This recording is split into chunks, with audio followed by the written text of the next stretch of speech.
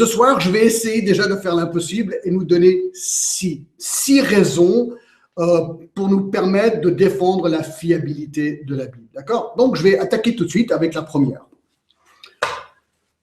La Bible est-elle fiable? Eh bien, la première manière de défendre la fiabilité de la Bible, c'est en regardant son exactitude historique.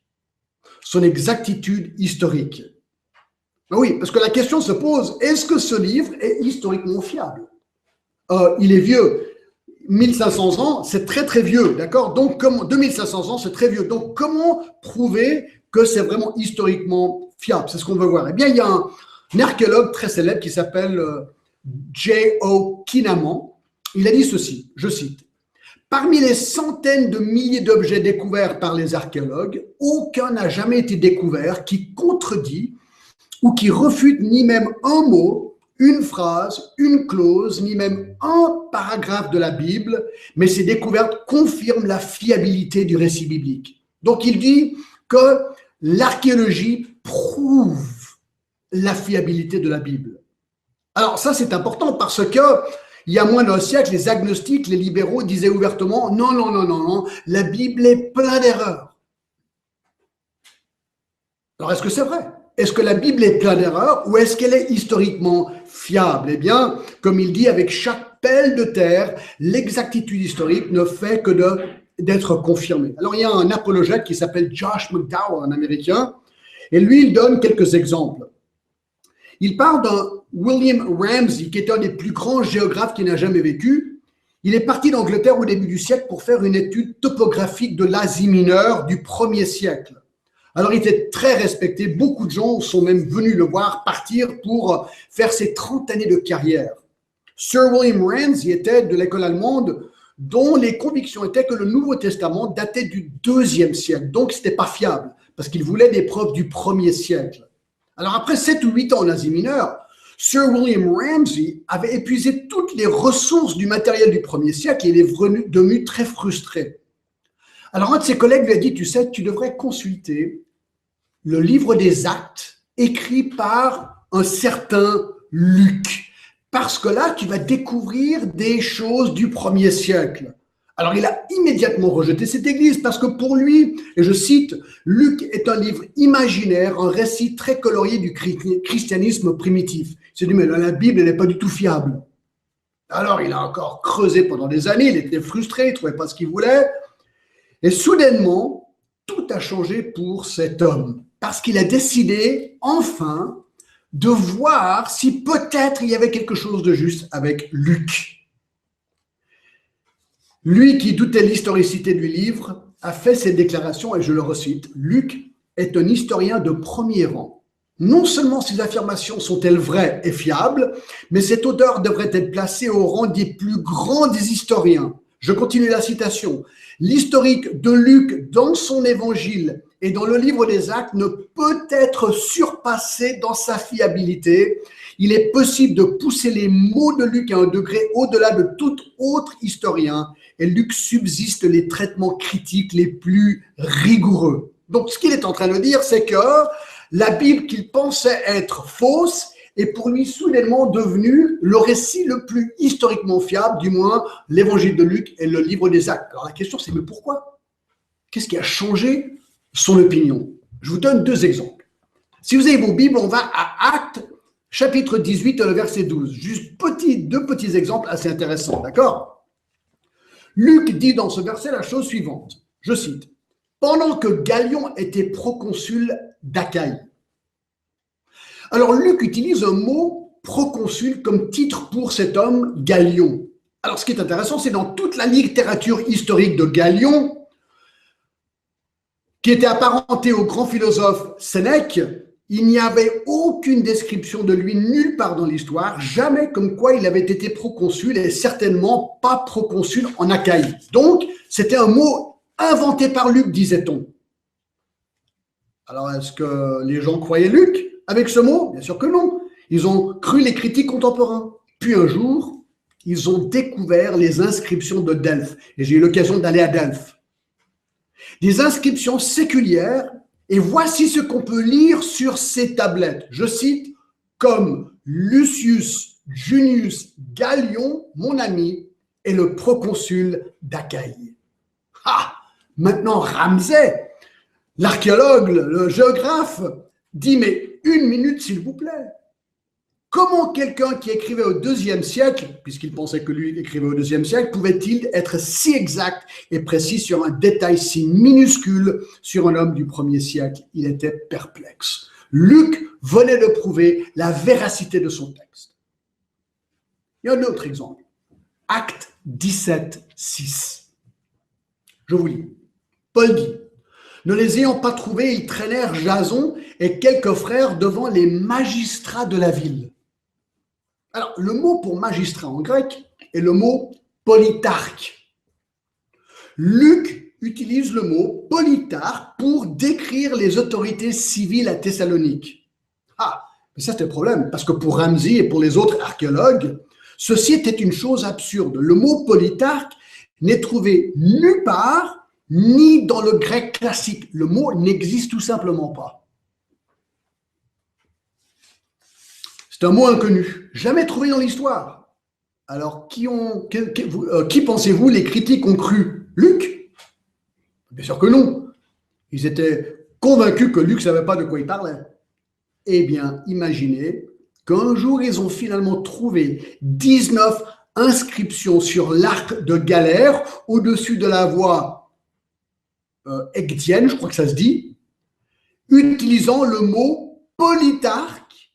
Et 5 d'entre elles sont une référence directe aux autorités civiles de Thessalonique. Tout d'un coup, ce même homme, Ramsay, dit ceci. Mais enfin, je ne le cite pas vraiment. Attendez une minute. Aucun homme qui écrivait au IIe siècle ne pouvait être aussi exact sur les faits du 1er siècle. Et alors, Ramsay a conclu que Luc était un des historiens les plus précis et les plus fiables de toute l'Antiquité. Mes amis, moi je suis convaincu que ce livre est fiable, qu'il est la parole de Dieu.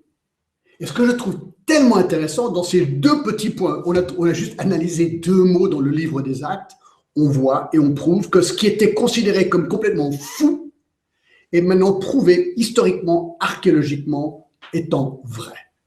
Absolument et 100% vrai. Peut-être que le domaine de l'archéologie vous passionne. Moi, il me passionne beaucoup. J'ai eu l'occasion d'aller en Turquie, en Israël à plusieurs reprises.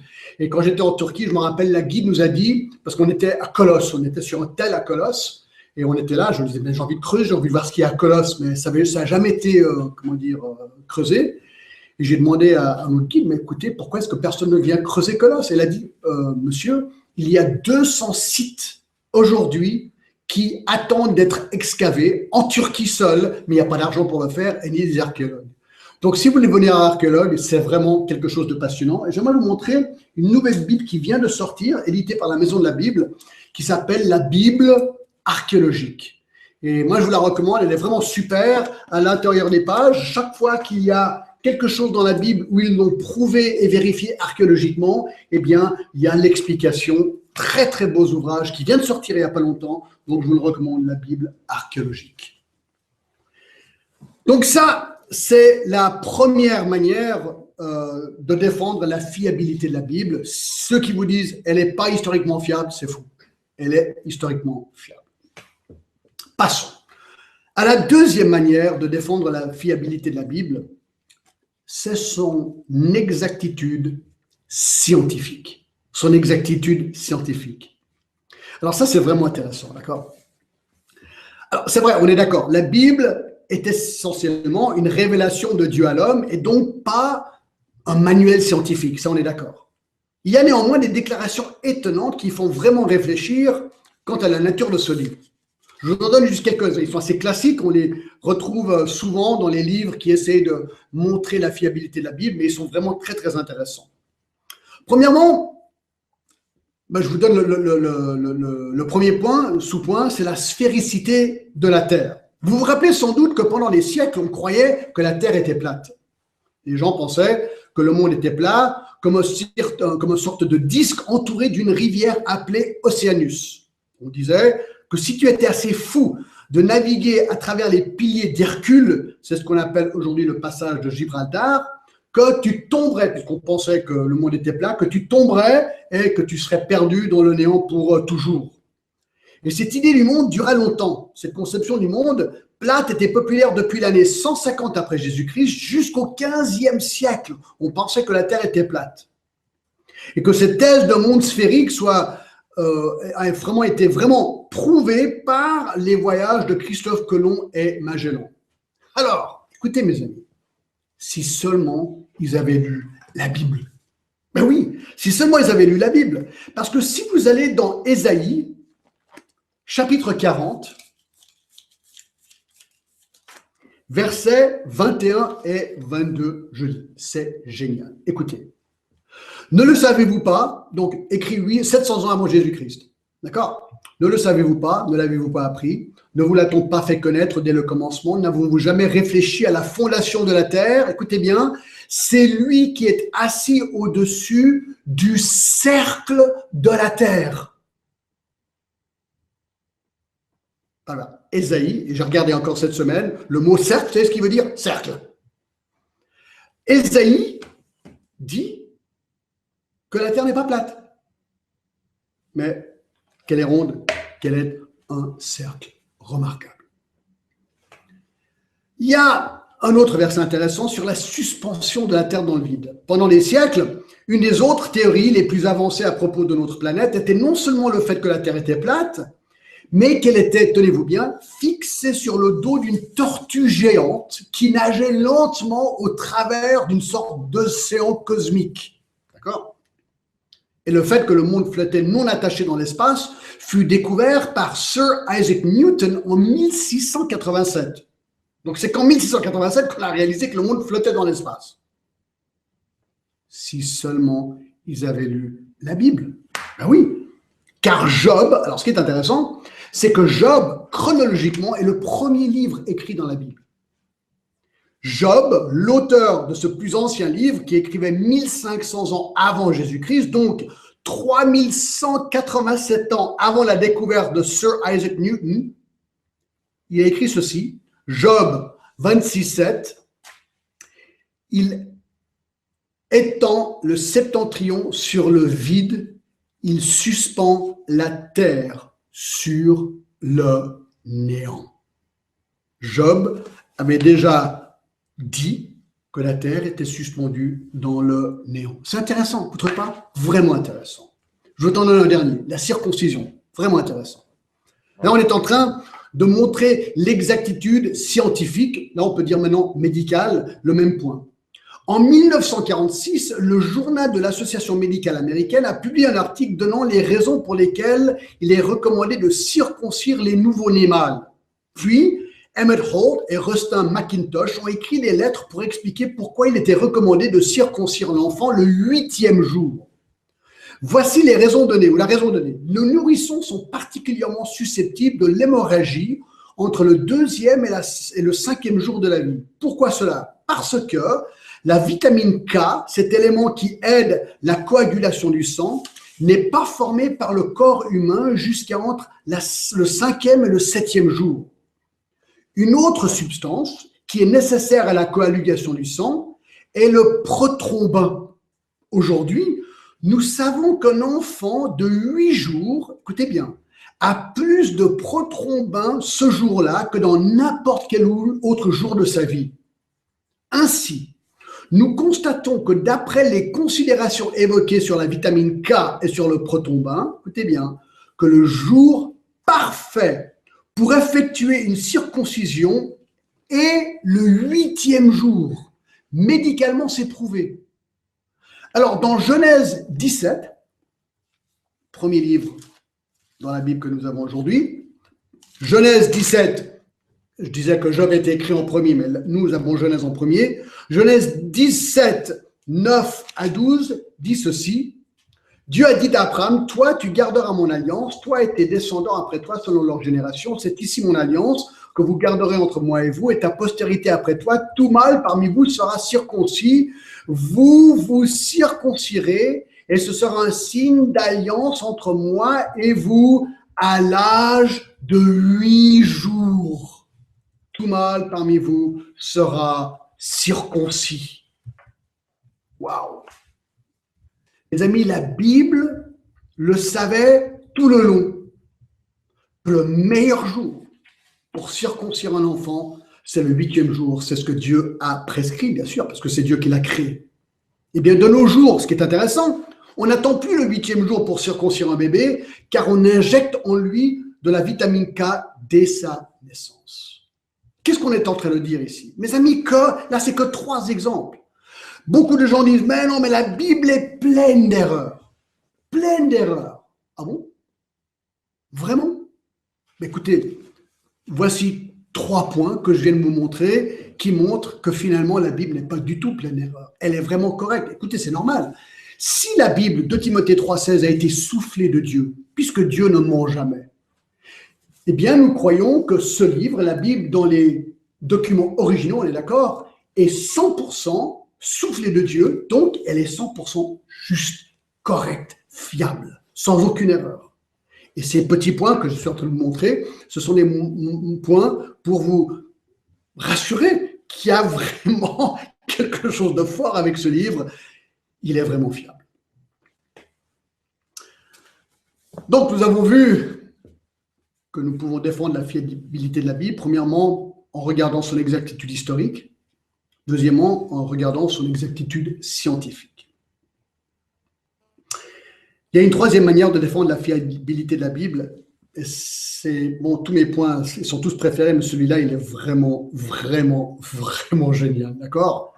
C'est son exactitude prophétique. Alors là, mes amis, nous passons à une section que j'espère va carrément vous stupéfier. Wilmington, j'aimerais vous montrer un livre assez sympa aussi, je vous le recommande, qui s'appelle Le Grand Livre de la Bible, par Wilmington. Il y a toute une section sur la bibliologie. Et vous retrouverez beaucoup des exemples que je vous donne qui ont été tirés de ce livre. Excusez-moi, j'ai les lèvres très desséchées, donc je vais me permettre de les dessécher avec mon chopstick. Voilà. Donc Wilmington, qui a écrit ce livre, a dit ceci, je le cite. « L'un des tests les plus exigeants auxquels on peut soumettre une religion, c'est sa capacité de prédire l'avenir. Dans ce domaine, comme dans tous les autres, la Bible, dit-il, est sans pareil. » Alors, on parle des prophéties, d'accord? Quelque chose qui est prophétisé à l'avance, qui s'accomplit plus tard. Donc, il faut comprendre quelles étaient les exigences pour être prophète dans l'Ancien Testament. Je vous lis Deutéronome 18, 20 à 22, écoutez. « Mais le prophète qui aura l'audace de dire en mon nom une parole que je ne lui aurais point commandé de dire, ou qui parlera au nom d'autres dieux, ce prophète-là sera puni de mort. Peut-être diras-tu dans ton cœur, mais comment connaîtrons-nous la parole que l'Éternel n'aura point dite? Écoutez bien, quand ce que dira le prophète n'aura pas lieu et n'arrivera pas, ce sera une parole que l'Éternel n'aura point dite. Donc la Bible dit, écoute, c'est facile, c'est vraiment facile. Tu veux voir si un prophète parle de Dieu, ben quand il prophétie quelque chose, ça doit s'accomplir. Et si ça ne s'accomplit pas, résultat, la mort. Peine de mort. Ça, c'est plutôt draconien. Ça veut dire que le prophète n'avait pas le droit à l'erreur, même pas une fois. Aucune prophétie erronée, jamais. Alors, c'est un fait connu que parmi les 6 livres dans le monde qui se proclament ou qui ont été proclamés être l'Écriture, la question de la prophétie spécifique est cruellement absente. Écoutez bien, vous ne trouverez pas de prophétie spécifique concernant des événements loin dans l'avenir dans les écrits de Bouddha, de Lao Tzu, de Confucius ou Mohammed. Cependant, la Bible est unique en ce sens. Dans l'Ancien Testament seul, il y a plus de 2000 prophéties spécifiques qui ont déjà été accomplies. Rien n'est comparable dans toute l'histoire aux prophéties de la Bible. Alors certains pourraient rétorquer. Ouais, mais ces soi-disant prophéties ne sont-elles pas plutôt des suppositions chanceuses ou des vagues généralités qui pourraient être interprétées comme étant ayant été accomplies, hein? On peut faire un petit peu dire ce qu'on veut dire. Écoutez, alors la question est légitime, je vais vous laisser juger. D'accord? Alors, on ne va pas avoir les 2000, d'accord? Ça nous prendrait peut-être beaucoup de temps. J'aimerais vous donner 2 exemples de prophétie. Juste 2.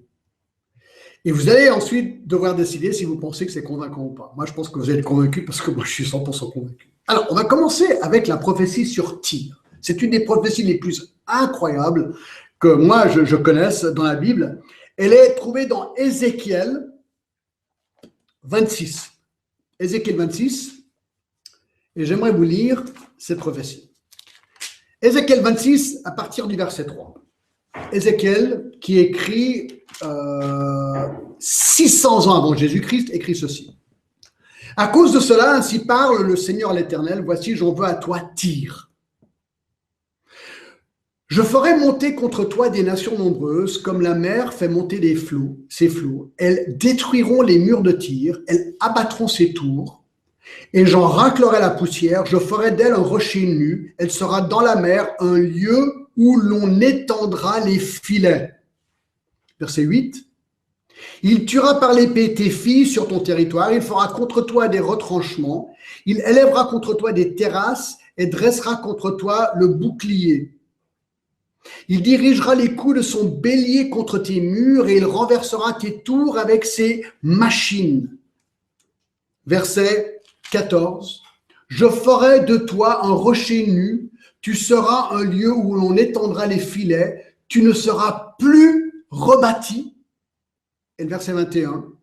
Je te réduirai à rien et tu ne seras plus, on te cherchera et l'on ne te trouvera plus jamais. J'ai oublié le verset 7 qui est très important. Car ainsi par le Seigneur l'Éternel, voici j'amène du septentrion contre Tyr, Nebuchadnezzar, roi de Babylone.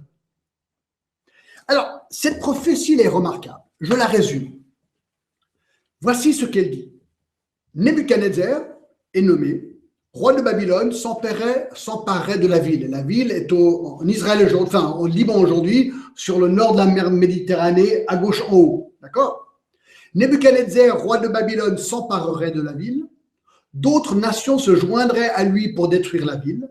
La ville serait rasée et nivelée, lisse comme le sommet d'un roc. Elle deviendrait un lieu où les pêcheurs étendront leurs filets.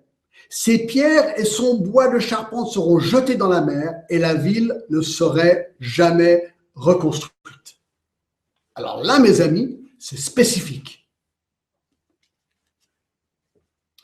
Ézéchiel écrit son livre, en fait, vers 590 avant Jésus-Christ, et 4 ans plus tard, en 586, Nebuchadnezzar encercle Tyr et l'assiège pendant 13 ans. L'histoire nous le dit. À la fin de ces 13 ans, il attaque la ville et détruit les murs, et les murs et les tours exactement comme Ézéchiel l'avait prophétisé. La destruction de toutes les tours d'une ville n'était pas habituelle à la fin d'un siège, mais dans ce cas précis, c'est exactement ce qu'il a fait. Mais lorsque Nebuchadnezzar a finalement pénétré à l'intérieur de la ville, il a été surpris de trouver aucune personne, aucun butin. Étonnant. Pourquoi? Car les habitants avaient pris ce qu'ils avaient de valeur et avaient tout déplacé sur une petite île à 1 kilomètre de la ville de Tyr. Et là, il se moquait du roi de Babylone. Nebuchadnezzar, après 13 ans, ne savait pas quoi faire. C'est ce qu'il a fait. Il a plié bagages, il est rentré chez lui. Et la nouvelle communauté a fleuri sur cette île pendant 250 années qui suivèrent. Alors, là, ça pose un problème. Pour l'instant, il n'y a qu'une partie de la prophétie d'Ézéchiel qui venait d'être accomplie. Certes, la ville avait été détruite, les murs détruits, mais qu'en est-il des pierres, des arbres et de la poussière qui devaient être jetées dans l'eau? C'est ce que la prophétie elle dit. Et ça n'avait pas arrivé. Donc, ok, accomplissement partiel de la prophétie. Ah, avançons de 250 ans. Il y a un jeune homme nommé Alexandre le Grand qui n'avait qu'une ambition, c'était de conquérir le monde. Lui, il est arrivé dans le territoire phénicien à l'époque avec une infanterie de 33 000 hommes de terre, une cavalerie de 15 000 hommes.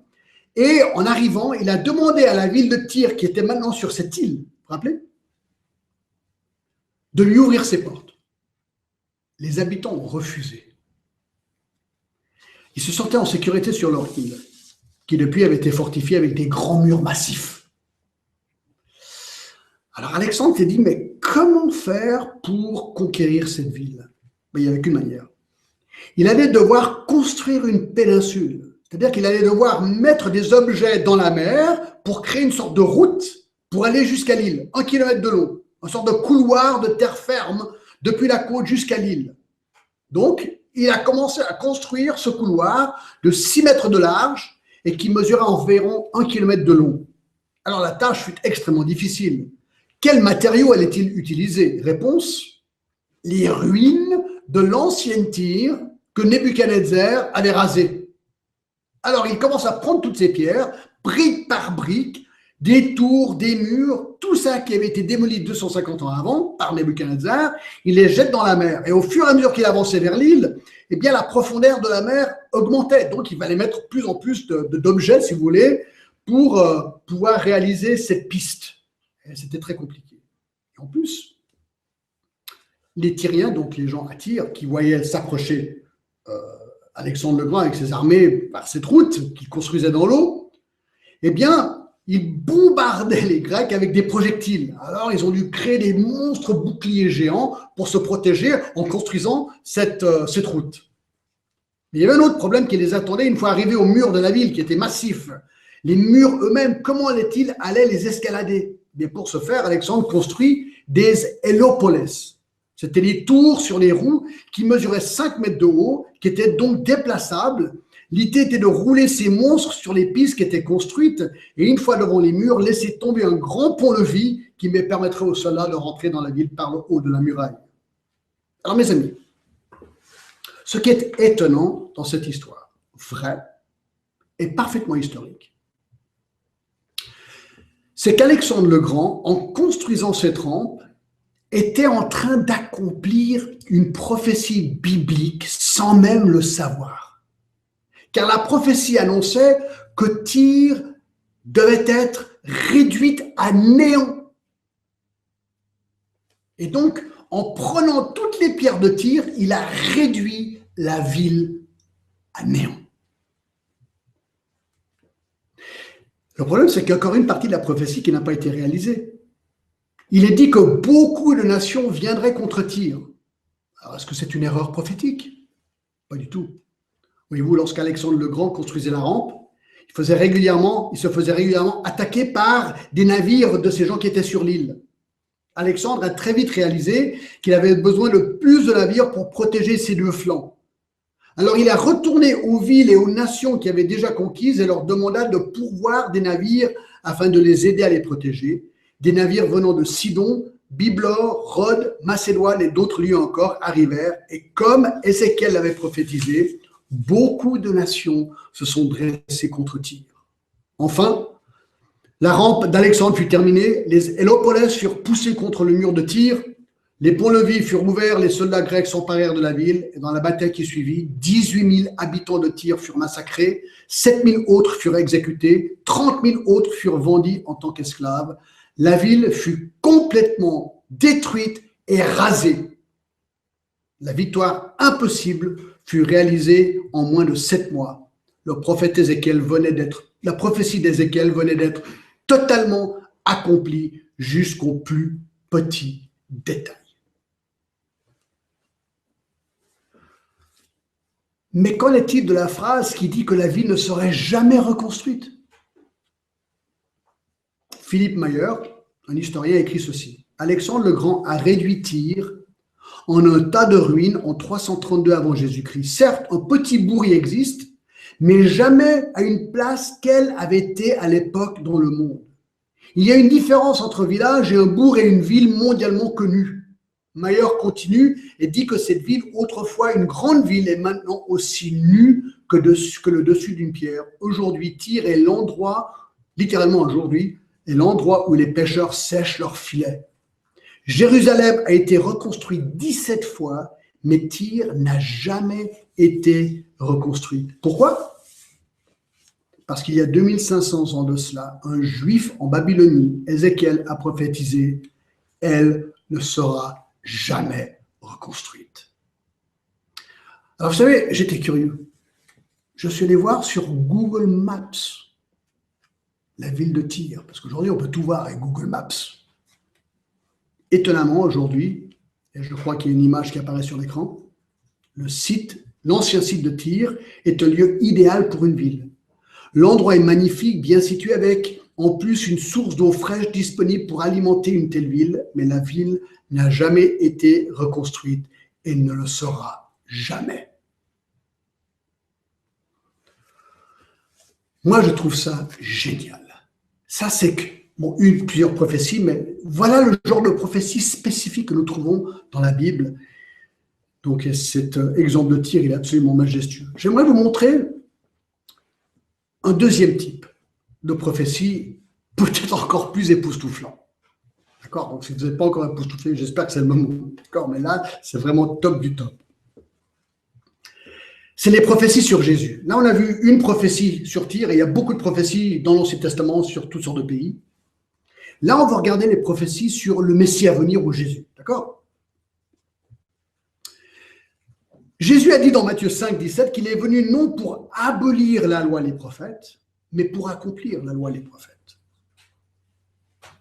Que veut dire cela? Le fait qu'il soit venu pour accomplir la loi et les prophètes. Le terme loi et prophète est une référence à l'Ancien Testament. Jésus dit tout simplement, qu'il est venu accomplir l'Ancien Testament dans le sens que c'était lui, en tant que Messie, qui allait accomplir les plus de 300 prophéties ou prédictions dans l'Ancien Testament par rapport au Messie à venir.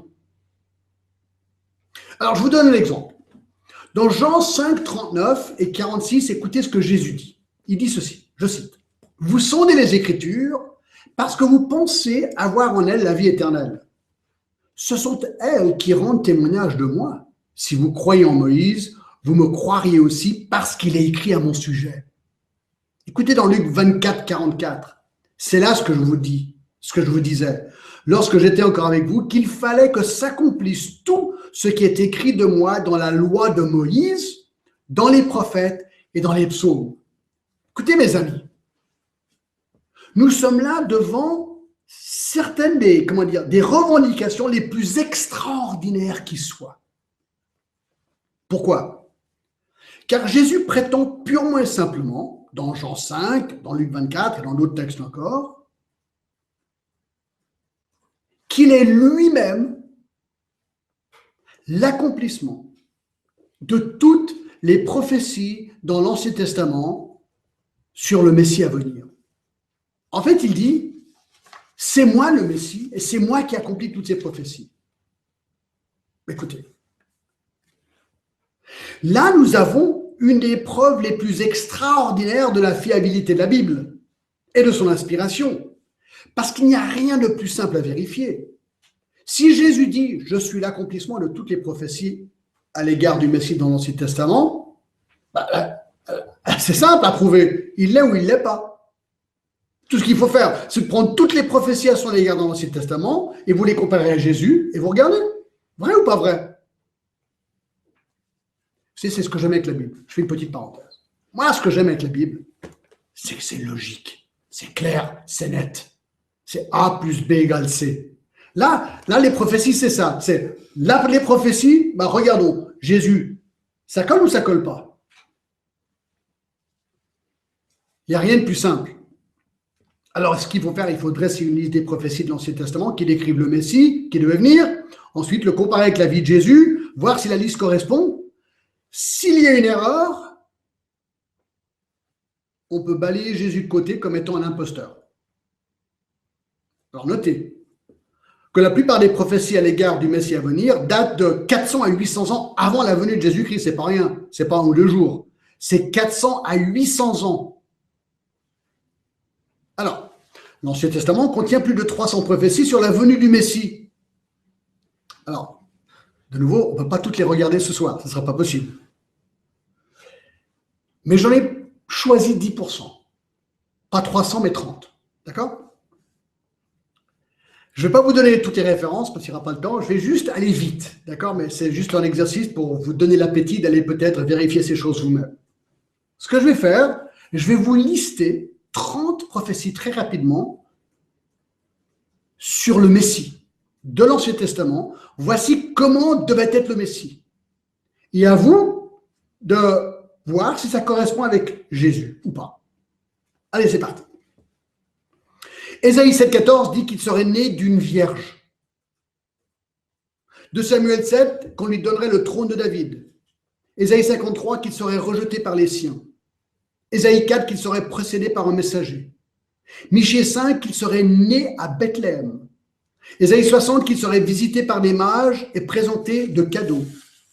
Osée 11, qu'il irait en Égypte pour un temps. Jérémie 31, que son lieu de naissance souffrirait le massacre d'enfants. Qu'il serait une lumière aux nations.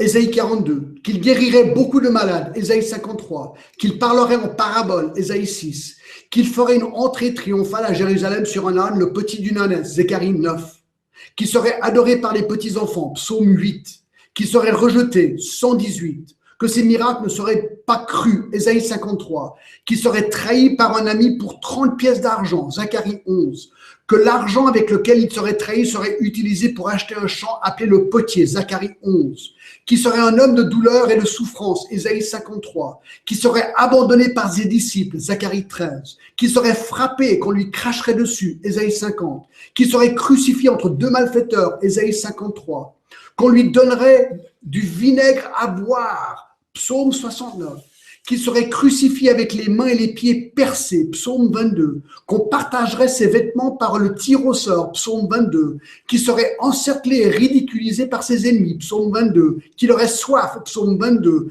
qu'il remettrait son esprit entre les mains du Père, Psaume 31, que ses os seraient pas brisés, Psaume 34, qu'il serait enterré avec les riches, Ésaïe 59, et qu'il serait ressuscité des morts, Psaume 16.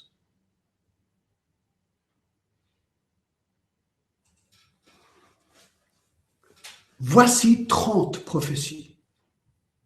10% environ de toutes les prophéties sur le Messie à venir. Impressionnant. Vraiment impressionnant. Alors, il y a deux arguments contre une telle proposition. Certains diront, mais non, mais Jésus est un homme comme vous et moi, il voulait se faire passer pour le Messie, alors il a pris toutes les prophéties qui concernent le Messie à venir, il a fait une liste et il se les a appliquées à lui-même. Alors ça, écoutez mes amis, c'est un argument excellent si vous ne voulez pas réfléchir. Franchement, comment prédire son lieu de naissance? Comment faire pour planifier le fait qu'on serait né d'une vierge? Là, il faut le faire. Comment prévoir le fait que des enfants seraient massacrés dans sa ville natale au moment de sa naissance?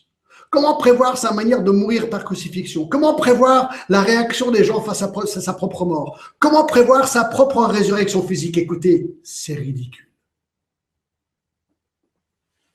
Alors certains diront, non, non, non, coup de chance. Coup de chance. Jésus a accompli ses prophéties, mais ça, c'est par un coup de chance incroyable. Alors écoutez, là, il faut vraiment un très, très gros coup de chance pour être né d'une vierge déjà. Déjà là, on balaye l'argument. Mais il y a aussi tout le concept de la probabilité. Josh McDowell, dans un livre, je vais vous montrer, il est vraiment très très bien.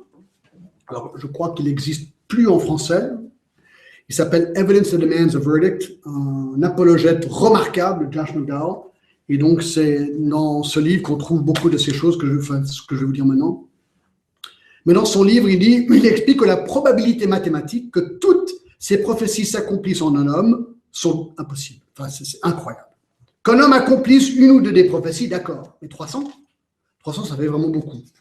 McDowell cite un certain Peter Stoner, c'est très intéressant, qui dans son livre La science parle montre que l'argument de la coïncidence est rendu caduc par la science de la probabilité. Pour résumer, Stoner applique la science moderne de la probabilité pour calculer la probabilité d'accomplir 8 prophéties. D'accord, il choisit 8 prophéties, être né à Bethléem, rentrer dans Jérusalem sur un âne, être trahi par un ami, être vendu pour 30 pièces d'argent, que l'argent serait jeté dans la maison de Dieu, qu'il resterait silencieux devant ceux qui l'accusaient, qu'il serait crucifié avec des malfaiteurs et que ses mains et ses pieds seraient perçus. Donc, il prend ces 8 prophéties. Et Stoner dit ceci, nous trouvons que la chance qu'un homme vive et accomplisse ces 8 prophéties est de, voici le calcul, je ne suis pas mathématicien, je lis ce que j'ai lu, mais peut-être vous êtes mathématicien. Il dit que d'accomplir ces 8 prophéties est une chance sur 10 à la puissance 17. Donc, 1 avec 17 zéros derrière. Alors bien sûr, je ne comprends pas ce chiffre. Il est en train de calculer la probabilité d'accomplir 8 prophéties. C'est 1 avec 17 zéros derrière. Alors voici ce qu'il fait pour nous aider à comprendre ce chiffre faramineux. Prenez le pays de la France, la Suisse, la Belgique et la Hollande, pour un total d'environ 700 000 km². Maintenant, couvrez ces 4 pays de 10 à la puissance 17 de pièces d'1 €, qui ferait environ 1 mètre d'épaisseur. Donc, vous couvrez la Suisse, la France, la Belgique et la Hollande de pièces d'1 €, 1 mètre d'épaisseur. D'accord? Maintenant, vous prenez une autre pièce d'1 € et vous mettez une grosse croix rouge dessus. Vous prenez cette pièce, vous la jetez quelque part dans le tas. Ensuite, vous brassez le tas. Ensuite, vous prenez une personne, vous lui mettez un bandeau sur les yeux et vous lui dites, tu as une chance pour trouver la pièce d'1 € avec la croix rouge dessus. Mes amis, quelle est la probabilité qu'il trouve cette pièce du premier coup? Eh bien, selon Stoner, ça, c'est la probabilité qu'une personne accomplisse 8 prophéties. Jésus en a accompli 300. 300. Mes amis, ceci est pour moi peut-être le point qui m'aide à défendre le plus, si vous voulez, la fiabilité de la Bible. Je vais vous donner un petit truc. Moi, j'étais en Israël, on fait des tours en Israël de temps en temps. Il y a 2 ans en arrière, on avait un guide, c'était un guide français qui était juif. Et on était à un site, et on commençait à discuter, et il n'était pas chrétien, il était juif. Et j'ai dit, écoute, est-ce que je peux te montrer un truc? Il a dit, ouais, on va faire un petit jeu. Et si ça, vous pouvez faire ça avec des amis si vous voulez, d'accord? J'aimerais te lire un texte, et à toi de me dire de qui ce texte parle. D'accord? Il a dit, ouais, d'accord. Alors j'ai commencé à lire. Cependant, ce sont ses souffrances qu'il a portées, ce sont nos douleurs qu'il s'est chargé. Frappé de Dieu et humilié, mais il était blessé pour nos péchés, brisé pour nos iniquités. Chacun suivait sa propre voie et l'Éternel a fait retomber sur lui l'iniquité de nous tous. Et frappé pour les péchés de mon peuple, il a plu à l'Éternel de le briser par la souffrance, après avoir livré sa vie en sacrifice pour le péché. Je me suis arrêté là, je dis, de qui est-ce que ce texte parle? Mais il a dit, c'est Jésus, c'est évident. J'ai dit, ah d'accord, et vous croyez que je l'ai lu de quelle partie de la Bible? L'Ancien Testament ou le Nouveau Testament? Il a dit, clairement du Nouveau Testament. Je lui ai dit, non, je l'ai lu de Ésaïe 53, qui a été écrit 700 ans avant Jésus-Christ. Et le gars, il était bouche bée. Il n'y croyait pas que j'avais lu ce texte de Ésaïe chapitre 53. J'ai dit, et on refait le petit jeu, il a dit d'accord. Alors, je suis allé au psaume 22. Je ne l'ai pas dit. Je ne vous ai rien dit, d'accord. Je lui dis, je vous lis un autre texte, vous me dites ce que vous pensez. D'accord. J'ai lu ça. Mon Dieu, pourquoi m'as-tu abandonné? Ils ont percé mes mains et mes pieds. Ils se partagent mes vêtements et ils tirent au sort ma tunique. Je lui dis, vous croyez que ça parle de qui? C'est évident, ça parle de Jésus. Ils ont percé mes mains et mes pieds. C'est clair, ouais, c'est Jésus. Et j'ai dit, et vous croyez que j'ai lu ça d'où? Du Nouveau Testament. J'ai dit, psaume 22. Et le gars, il était bouche bée. Mes amis, c'est un truc génial. C'est bien de connaître certaines de ces prophéties dans l'Ancien Testament parce que vous pouvez les utiliser et ensuite les gens voient, waouh, l'Ancien Testament est vraiment très, très spécifique par rapport à ces prophéties. Et ça, mes amis, c'est le 3e point. Moi, je crois que c'est un des points clés pour défendre la fiabilité de la Bible. Il y a 300 prophéties juste sur Jésus. Toutes se sont réalisées en Jésus. Il y a plus de 2000 prophéties. toutes se sont réalisées, ou bien certains vont encore se réaliser. Alors, je vous montre un autre truc, ça c'est vraiment génial, d'accord? Je dis aux gens souvent, regardez, la Bible c'est génial. Ça, c'est tout ce qui s'est déjà réalisé. Genèse jusqu'à Apocalypse. Tout ce qui reste, c'est ça. Ça, c'est tout accompli. Tout ce qui reste, c'est ça. Et moi, je dis aux gens, moi, j'ai basé ma vie sur le fait que ça aussi, ça va s'accomplir. Parce que si ça, c'est déjà tout accompli, pourquoi est-ce que ça ne s'accomplirait pas? Écoutez, mes amis, la prophétie, c'est quelque chose de très, très fort. Très, très fort. Et ça vaut la peine d'étudier ce sujet encore plus. Ça va? On a encore 3 points, mais ils vont aller très vite. Très vite. Comment défendre la fiabilité de la Bible? Numéro 1, par son exactitude historique. Numéro 2, par son exactitude scientifique. Et numéro 3, par son exactitude prophétique. Numéro 4. On peut défendre la fiabilité de la Bible par son influence sur la civilisation. Son influence sur la civilisation. Écoutez, là, c'est un argument pour moi qui est vraiment très fort, parce que l'impact de la Bible dans le monde est quelque chose d'époustouflant. Par exemple, chaque livre que nous possédons aujourd'hui a la date de la naissance de Jésus-Christ, 2016. C'est incroyable. Il a changé le monde. Son anniversaire est dans les livres du monde. C'est remarquable. L'art influencé par Jésus-Christ est tout simplement prodigieux. Les premiers peintres étaient des moines, les premières peintures étaient religieuses. Promenez-vous dans le Louvre à Paris, qu'est-ce que vous allez voir? Chaque autre tableau, c'est un tableau biblique. Léonard de Vinci, Rembrandt, Raphaël, Michel-Ange, Caravaggio. Moi, j'aime beaucoup Caravaggio, mais c'est incroyable tout l'art qui a comme thème la parole de Dieu. La plupart des jours fériés dans le monde sont chrétiens de leur origine. Imaginez la musique qui était influencée par Jésus-Christ et la parole de Dieu. Bach, Mendelssohn, Brahms, Beethoven, Handel, Haydn. Savez-vous que le cannibalisme a été terminé, ou comment dire, a pris fin à cause du christianisme? La Bible a également inspiré la plupart des lois dans les pays occidentaux. Beaucoup de lois que nous connaissons découlent du décalogue, des 10 commandements. Si vous venez à Genève, il y a le mur de la Réforme. Et le mur de la Réforme montre l'influence non seulement de Jean Calvin, mais du message biblique qu'il prêchait en Allemagne, en Hollande, en Suisse, en France, en Grande-Bretagne, en Écosse, aux États-Unis, en Hongrie. Écoutez, mes amis, l'influence de la parole de Dieu est tout simplement époustouflante. Il y a une montre très connue à Genève qui s'appelle Patek Philippe. Il y a un musée, le musée Patek Philippe à Genève. Si vous y allez, il faut trouver l'enseigne, 3e étage.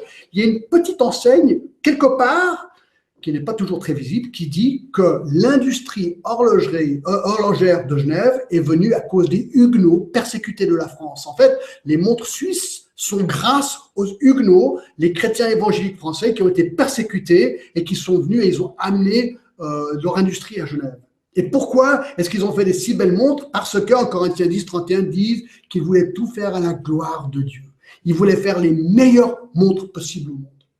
Et voilà ce que les chrétiens font. Un chrétien qui connaît Jésus-Christ aime Dieu, aime la parole de Dieu et veut glorifier Dieu et fait un travail d'excellence. Voilà le résultat que nous voyons au niveau des montres en Suisse. Donc ça, c'est simplement un point intéressant, l'influence sur la civilisation.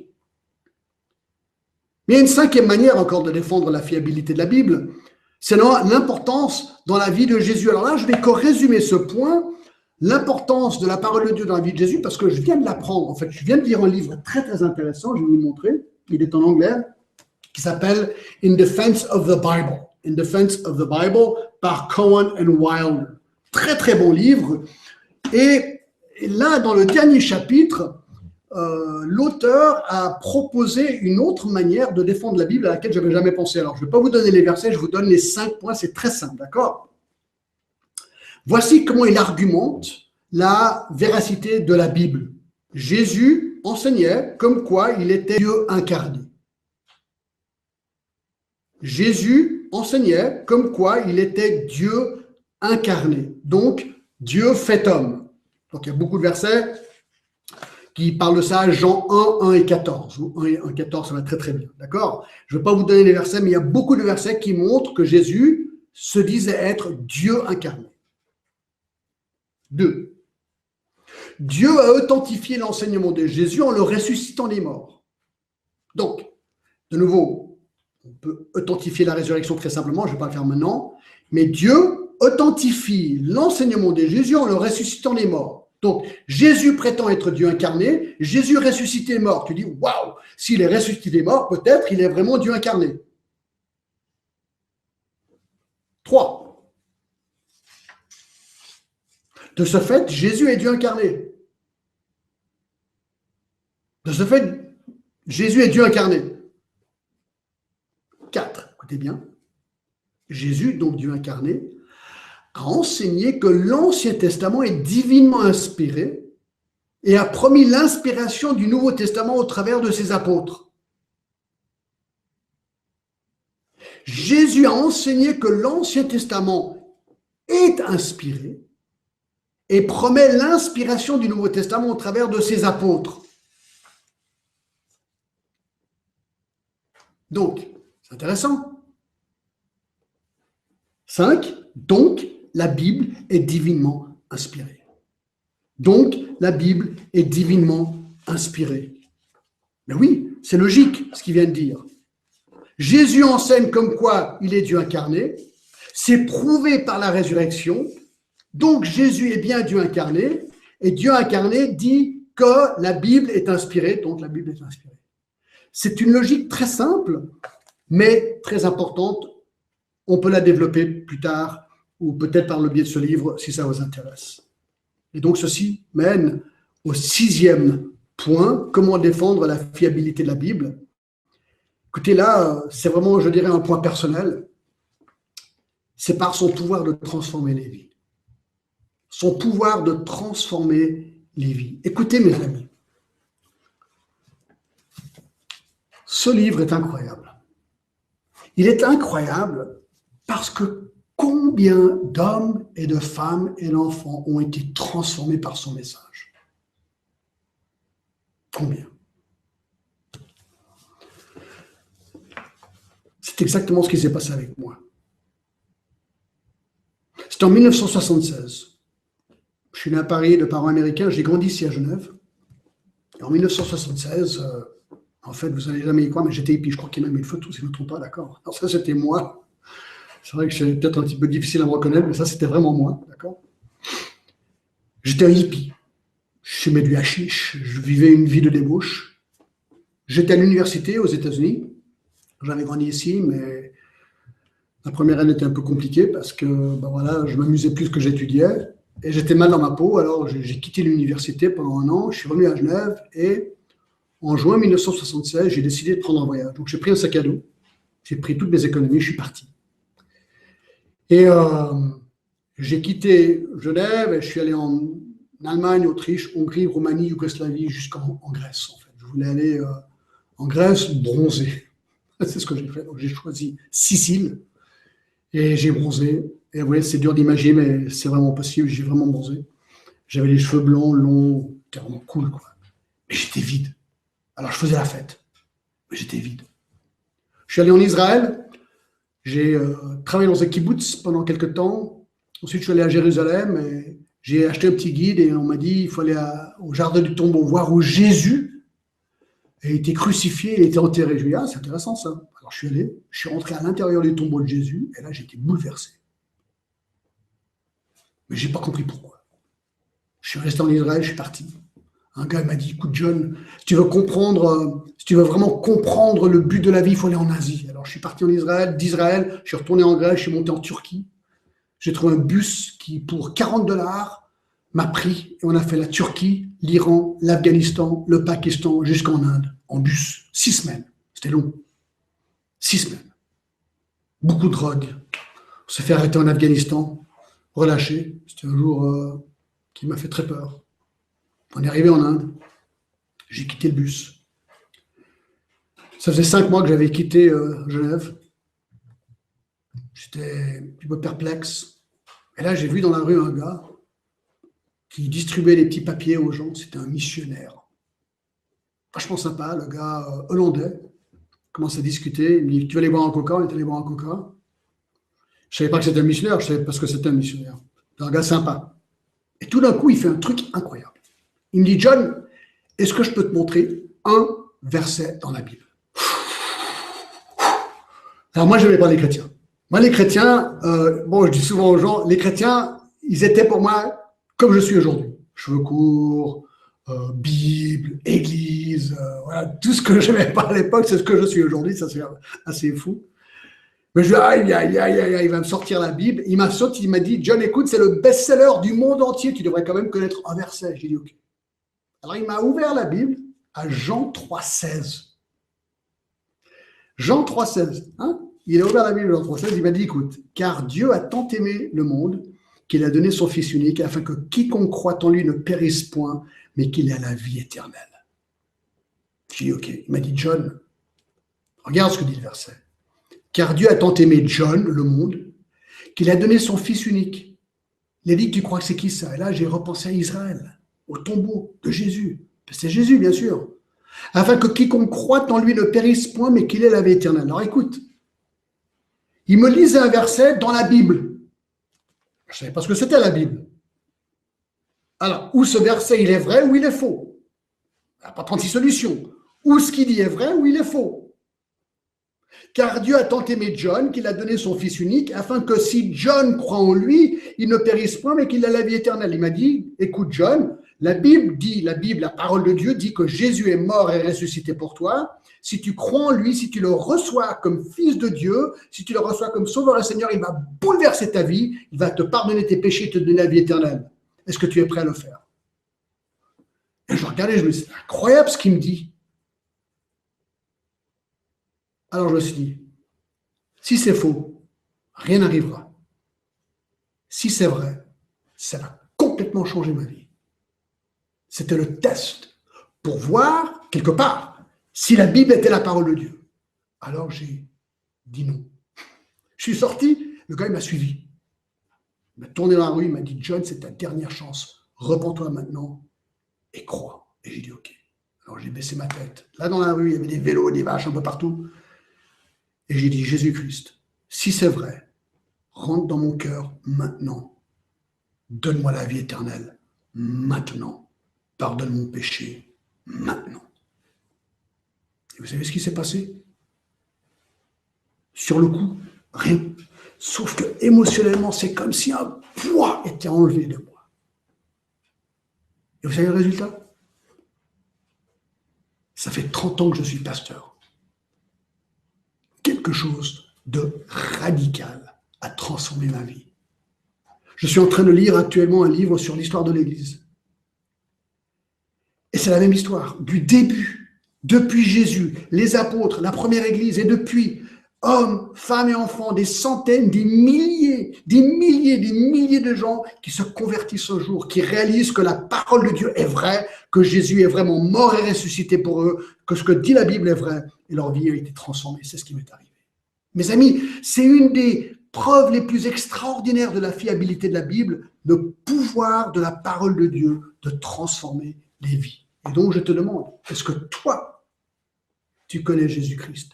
Est-ce que la parole de Dieu, Jésus-Christ, a transformé ta vie? Ben, c'est ce qu'il a fait pour moi. Alors voilà.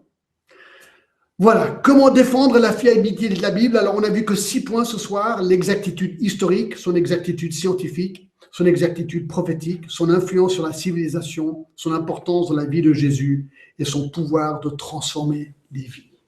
C'est important? Est-ce que c'est important? Mes amis, dans les années 1500, c'était tellement important que les gens étaient prêts à mourir pour ce livre. Donc je te pose la question. Est-ce que tu penses que ce livre est la parole de Dieu?